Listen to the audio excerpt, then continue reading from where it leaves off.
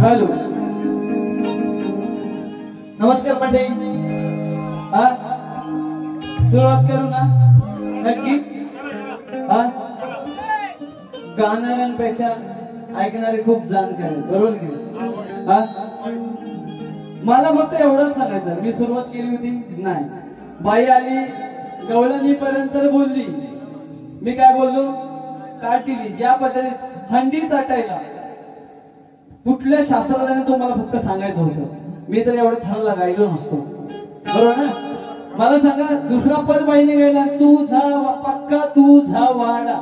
म्हणजे मला आई बहीण नाही, म्हणजे मी रस्त्यावर बोललोय काय सांगा मला. मग जर बोलू शकत नाही काय, फक्त रसिकांनी सांगावं मला, मग बोलू नाही काय. आता बाईने एक तरी गाण्यामध्ये शास्त्र आधारित गाते. ए तू हे सोडून नकोस, तुझा जो कवी आहे ना त्याच्याकडे मला एक दिवस पाठव माझ्याकडे. त्याला गाणी काय असतात ना ते दाखवतो डबल.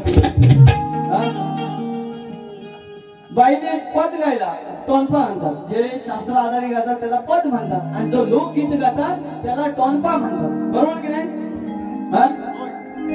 मला सांगा, बाईने पद गायला, तुझी मोडी न खाज. मला रसिको सांगा, खाज मोडतात की खाज खांजवतात. खांजवतात की नाही. तिला जे झोईला माहित नसेल ना तर बारा करायचं सोडून दे, तो मध्ये सांगणार. नंतर शेर गायला बाईने पहिल्या स्टार्टिंगला, की बुवाची फाडफाड फाडणार आहे बोलली ना. मला सांगा, फाटणारी वस्तू हिच्याकडे आहे का माझ्याकडे आहे, चोक मध्ये सांगायचं. बरोबर ना. हिच्याकडे वही आहे, माझ्याकडे पेन आहे. मला रसिको सांगा, वही फाटते का पेन फाटतो. ही बोलण्याची बाई टेक्निक आहे, हे सांगू नको. तू हे गोष्टी सांगू नको माझ्याशी. मला पण समजते, मला पण आई बहीण आहे. मी पण एका स्त्रीच्या पोटी जन्म घेतलेला आहे. तुम्हाला बोललो तुम्ही बोलून जाता, आणि बोलायला लागलो मग रडायला सुरुवात करता. हे पहिली गोष्ट आहे यांची. नंतर बाई म्हणते लायकी काढल्याने, बरोबर आहे. अगं रसिकांना सोबत अशी गायकी करावी लागते, बरोबर ना. आणि दुसऱ्याची लायकी काढण्या अगोदर पहिली स्वतःची लायकी असावी लागते.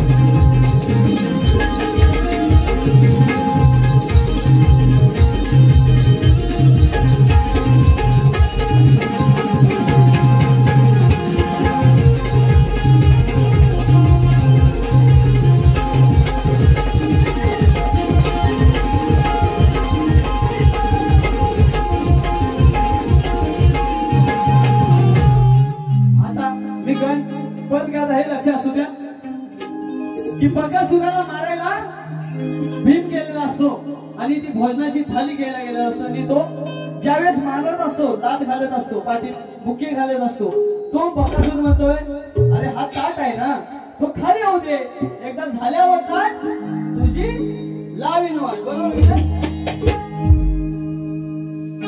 तुझी आहे माझ्याशी गाठ, अन्न खाऊ दे मला मुखात. तुझी आहे माझ्याशी गाठ, अन्न खाऊ दे मला रे मुखात. खाली म्हणजे रिकामा, खालचा बाई खाली म्हणजे रिकामा बोलतो ना. तुझी आहे माझ्याशी गाठ, अन्न खाऊ दे मला मुखात. खाली केल्यावर मी बघतात तुझी लावून टाकीन वाट.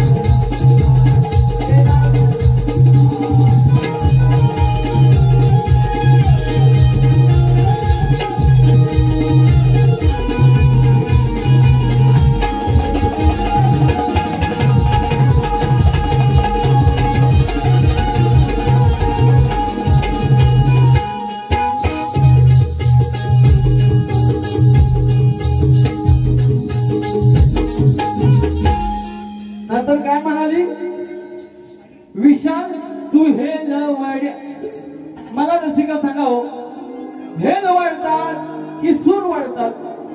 का वाढतात? आपण गाताना सूर लावतो बरोबर की नाही? हेल कधी लावतो? अगं हेल हा गाढवाचा गाढवाप्रमाणे हेल काय वाढवतो असं म्हटलं जातो. सूर वाढतात की नाही? हे हेल वाढतात म्हणते. लोकांना चिट्या बनवून कार्यक्रम करण्याचे हे सोडून दे आणि अति वटवट केलीस ना तर तुला धरी आणि धारी धरणार विनून बुडवून टाकेल. हा चौक मध्ये सांगतोय तुला.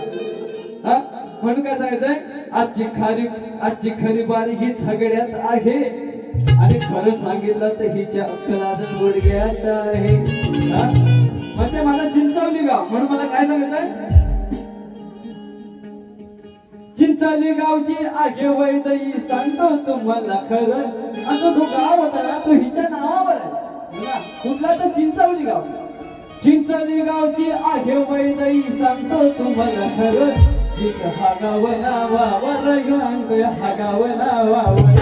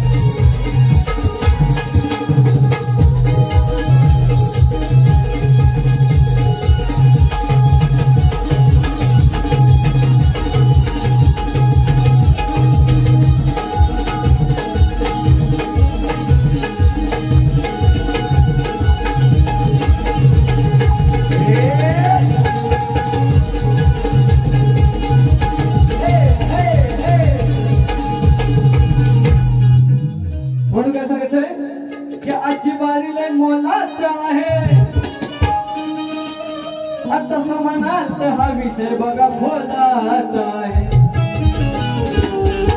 खरी मजा ही वैदईच्या बोलात आहे.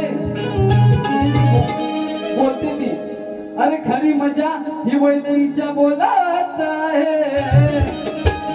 आणि ही जास्ती बोलून गेली म्हणून हिच्या घालणार मी होलात आहे.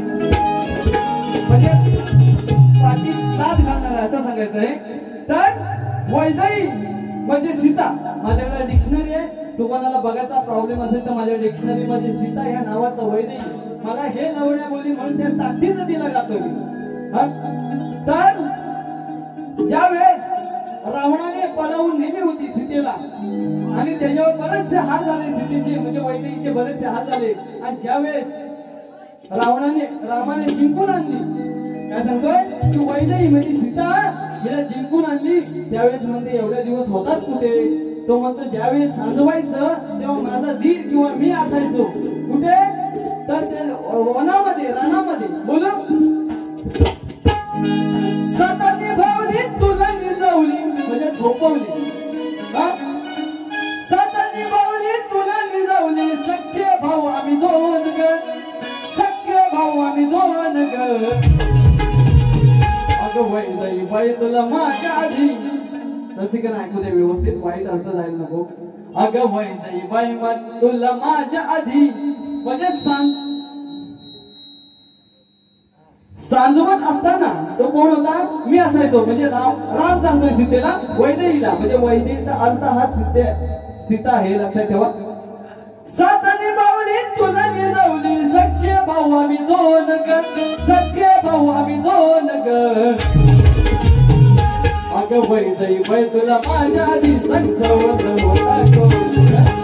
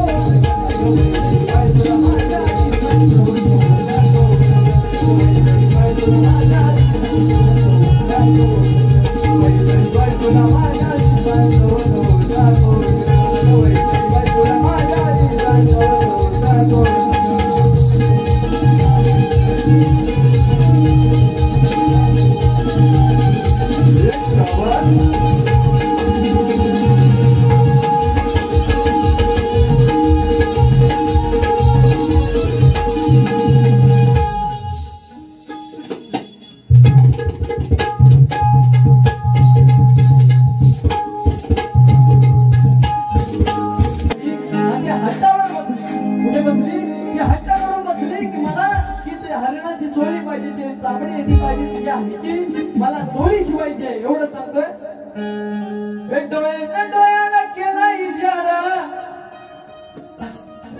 हे रमणाया सांगे माराया कशी हरणाला बोललीस ग अशी कशी तू रुसलीस ग त्या हातावर बसलीस ग